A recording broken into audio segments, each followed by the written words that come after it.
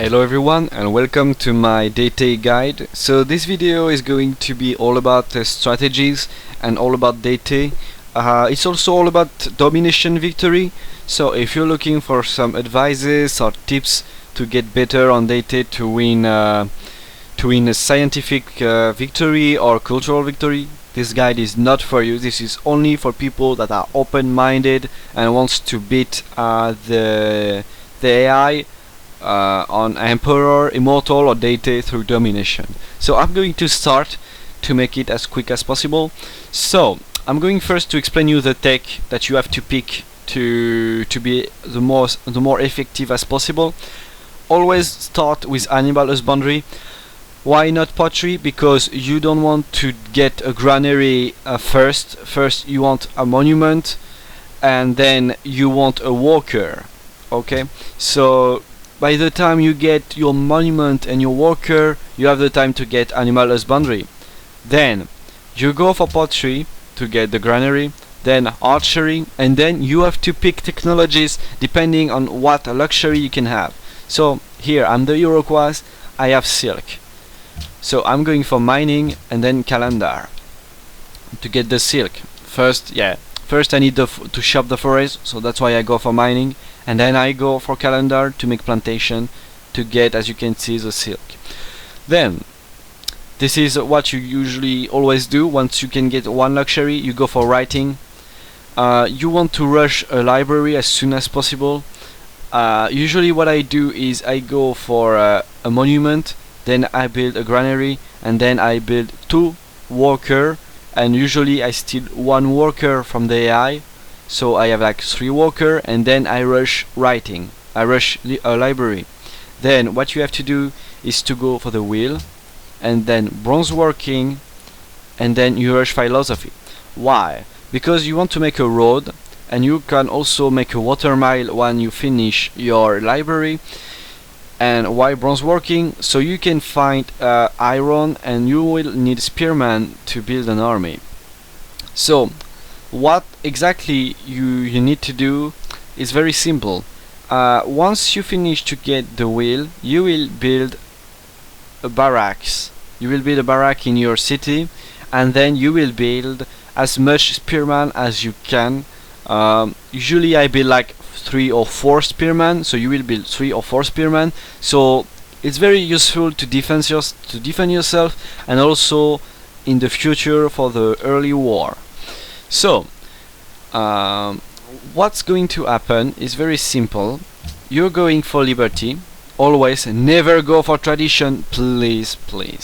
Always liberty. You go for republic and then collective rule, and you're going to settle just one city, just one. Your first city will be between your capital, so here is my capital, and between the closest AI. So let's say here there is Morocco capital, so Marrakesh. I'm going to settle right there. Why? Because it is better to forward settle the AI than the AI forward settle you. So yeah, and by the time you get the free settler, you should be around the wheel or bronze working. Then in your new city, in your free city, you rush library, and then by the time you finish library, you should get national college and all your spearmen. So what you do is very simple.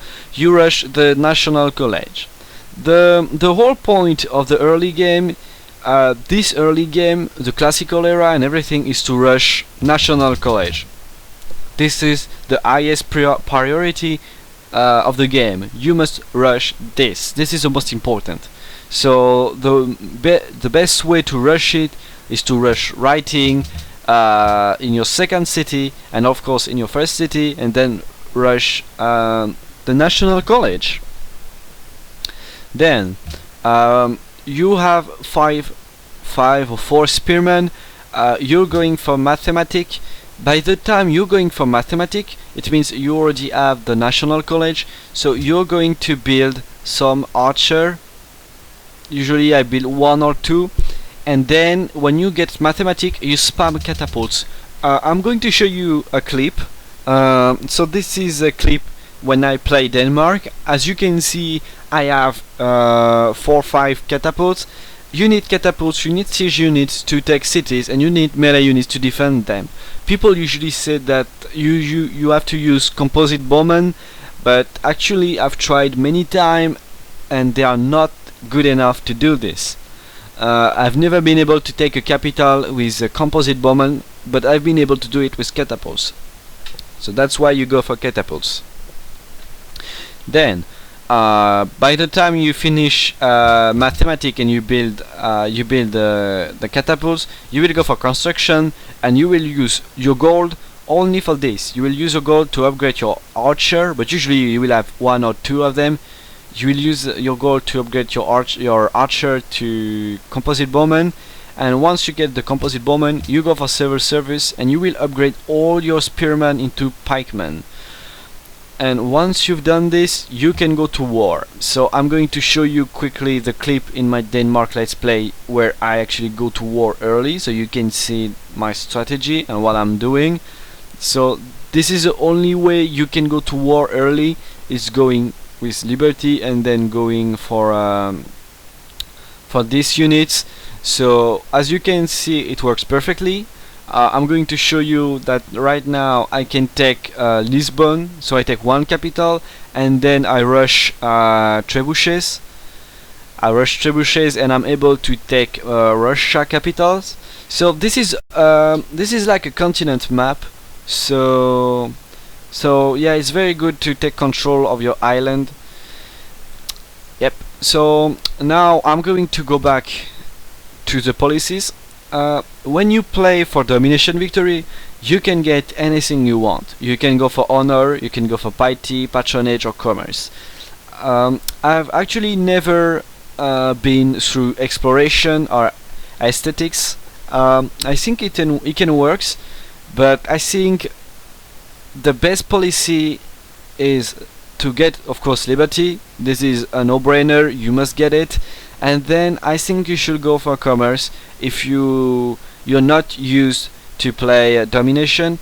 This is very simple. If you're scared to have some happiness issue because you're taking a lot of cities, go commerce. If you are scared to fight the AI that snowball hard on science, you can go patronage, because you can get scholarism, which gives you science for every city-state that you have, which can be very interesting. And then if you are crazy, you can also go for piety. Piety is very good because it gives you good holy sites, and also temples give you gold, so it's very, very good. It's very good because it helps you, because the thing is, when you go through domination, you take a lot of cities, and then cities can have temple, and the more temple you have, the more gold you will get, the more faith you will get, and then you can get a reformation, so you can get a new belief, and that can really help you in the mid game and the late game to have a crazy religion and a lot of faith output. So that's pretty much it. This is really a simple guide to explain you just the tech that you have to pick, what policies you have to pick, and what you exactly have to do to build an army in the early game. So yeah, if you want to see exactly how you fight the AI, you can still check my let's plays. This is very good if you want to exactly see how I managed to take a city with my catapults and my melee units.